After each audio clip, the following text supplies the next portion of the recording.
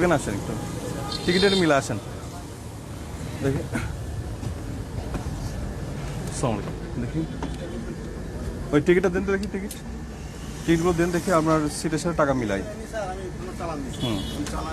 আচ্ছা, এই যে ওনাদেরকে আমরা এসি গাড়ির টিকিট ভোক্তা অধিদপ্তর থেকে আমরা প্রথমে এই মাত্র ওদেরকে বলে দিই, আগে এসি গাড়ির কোনো টিকিটের মূল্যের কোনো সীমারেখা ছিল না, এবার একটা সীমারেখা হয়েছে। যেমন এইটা RM2-তে ভাড়া কত নিচ্ছেন আপনারা? 1200, তাই না?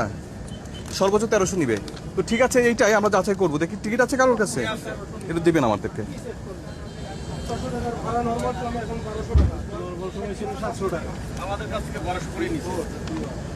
RM2 দেখি এই মূল্য চারটা কার কাছে আছে এই গাড়ির? দেখি এটা কই, দেখি সুপারভাইজার সাহেব কোথায়?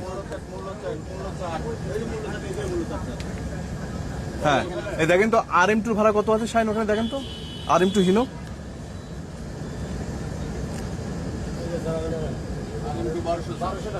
উনি নিচে কত? 1200 টাকায়। আচ্ছা, ওই কি জন্য একটু আক্ষেপ প্রকাশ করলো? আসলে আমি একটু আক্ষেপের জায়গায় বলি।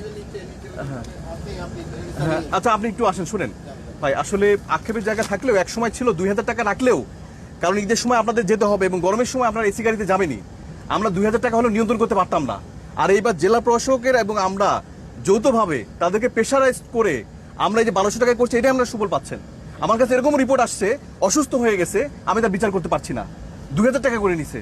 আর এইবার তাদেরকে নিয়ন্ত্রণের ভিতর রাখছি যে সর্বোচ্চ কোনো এসি গাড়ি শুধু বেড বাদে 1300 টাকার উপরে পারবে না।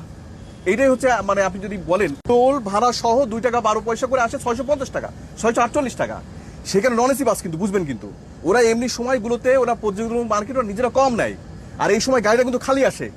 আর এই জন্য এই জায়গাটা বিআরটি ভাড়া তারা নিতে চায়, বাট তারা এক্সেস নেয়, ব্যাপারটা এরকম না। বাট শুনলে মনে হচ্ছে যে আমি তাদের পক্ষে কথা বলছি, তা না, ওদের জন্য আমি এক আতঙ্ক স্বরূপ। ঠিক আছে, হ্যাঁ, আর ওনারা জানে আমি কাউকে ছাড়বো না, বিশেষ করে আমি এখানে কাজ করছি, অনেক কাজ করছি পাবনাতে, সুতরাং এইটা হওয়ার কোনো সুযোগ নেই। আমি প্রয়োজন চিন্তা করি আমার